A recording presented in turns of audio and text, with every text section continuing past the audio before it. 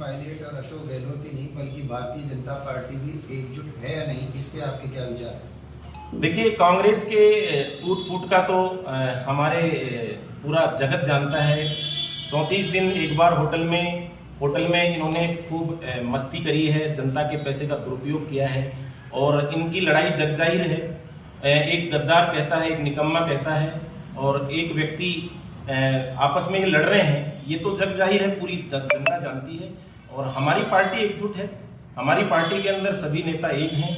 हमारी पार्टी एक cadre based organise party है जिसके अंदर में इस तरह की कोई टूट फूट नहीं है और कांग्रेस की टूट फूट जग जाहिर है। इन्हीं के मंत्री कहते हैं कि इस बार इनकी जो सरकार के जो मंत्री हैं वो तो सारे हारेंगे ही हारेंगे और इनकी जो विधायक हैं वो एक बोलेरो में या एक छोटी गाड़ी में शिफ्ट होने वाले हैं। हमारी भारतीय जनता पार्टी की प्रचंड बहुमत की सरकार बनेगी और इसी उद्देश्य से हमारा एक एक कार्यकर्ता 365 दिन काम करता है और पूरे प्रदेश में जन आक्रोश यात्रा निकाली गई पार्टी के द्वारा, जिसमें पूरे प्रदेश के अंदर 2 करोड़ से ज़्यादा लोगों ने जन आक्रोश यात्रा में मिस कॉल किए और इतनी ही तादाद में जन आक्रोश यात्रा को समर्थन मिला है। मैं जन आक्रोश यात्रा में एक विधानसभा का प्रभारी रहा हूँ। इतना जन आक्रोश है कि अगर आज चुनाव कर दिए जाए तो इनका सुपड़ा साफ हो जाएगा। सर, आप ही के पूर्व मंत्री ने ये कहा था पिछले दिनों जन आक्रोश यात्रा के दौरान कि ये 10-20 आदमी ही घूम रहे हैं जन आक्रोश यात्रा में, तो बानसूर में ये जन आक्रोश यात्रा फैल क्यों रही? पिछले 15 साल से वो हमारे नेता हैं, रहे हैं और अब पार्टी में नहीं है। उनका अपना बयान है, उस पर मैं बात नहीं रखना चाहता।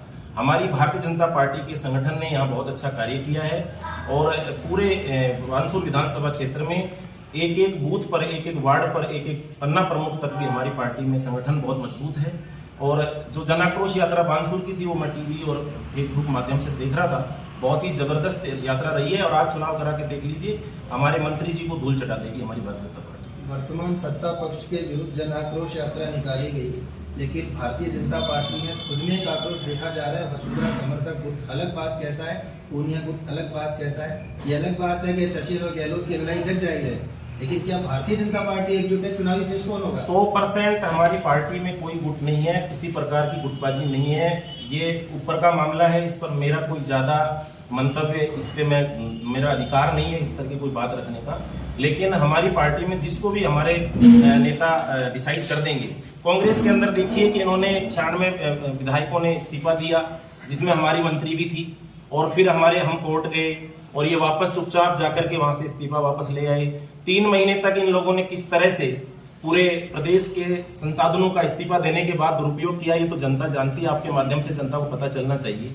तो ये हमारी पार्टी एकजुट है पूरी तरह से, हमारा जिला, प्रदेश और बहुत अच्छी तरह से एकजुट होकर काम कर रहे हैं। जितेंद्र जी, अभी बात की जाए तो कांग्रेस पार्टी ने भाजपा की ही कुछ योजनाओं को नाम बदल करके चलाया और वाहवाही लूटी, और यदि वर्तमान बात करें तो एक तरफ जहां महाखेल खेला जा रहा है, वहां ग्रामीण ओलंपिक खेलने की बात भी की जा रही है। आप योजनाओं को कांग्रेस पहले से ही कॉपी केटिंग में मास्टर है, चाहे हमारा संविधान बनने से लेकर के और चाहे अभी केंद्र की योजनाओं को नाम बदल करके। इनका ये पुराना खेल है, इनके अंदर ज्यादा कोई अक्ल नहीं है। हमारी पार्टी के जो योजनाएं थी उनका नाम बदल करके ये अब सरकार ये चला रहे हैं। प्रधानमंत्री जी के द्वारा जितनी भी योजनाएं, केंद्र सरकार की योजनाएं यहाँ प्रदेश में आई हैं, उनके अंदर केवल क्रेडिट नहीं चला जाए, इसके लिए बहुत सारी ऐसे हमारे योजनाएं हैं, चाहे प्रधानमंत्री आवास योजनाएं हो, चाहे जल जीवन मिशन हो, जिसमें बहुत जबरदस्त भ्रष्टाचार है। आप सबको जाहिर आपको पता है कि जिस तरह से यहाँ पे जल जीवन मिशन में अभी हमारे अलवर के सांसद ने ईडी को पत्र लिखा है कि जिस तरह से हल्की लाइनें डाली जा रही हैं, और जल जीवन मिशन में राजस्थान सरकार की जो निष्क्रियता है उसको लेकर के भी हम लोग पूरा जन आक्रोश यात्रा में बोले हैं। पूरे राजस्थान प्रदेश में भ्रष्टाचार, लूट, अपराध बहुत चरम पर है। आए दिन गैंगवार, डकैतियां और बलात्कार हो रहे हैं। ना महिला सुरक्षित है, ना युवा सुरक्षित है, ना बेरोजगारों को रोजगार नहीं मिल रहा है, किसानों को बिजली नहीं मिल रही है। ऐसी निकम्मी सरकार के खिलाफ हमने बहुत सारा प्रदर्शन किया है और जनता को हमने जाकर के 1 to 1 बताया है। हमारे कार्यकर्ताओं ने, हमारी पार्टी के लोगों ने बताया, तो हम उस पर काम कर रहे हैं। साथी पत्रकारों ने बहुत से सवाल किए और आपने मुझे जवाब भी दिए।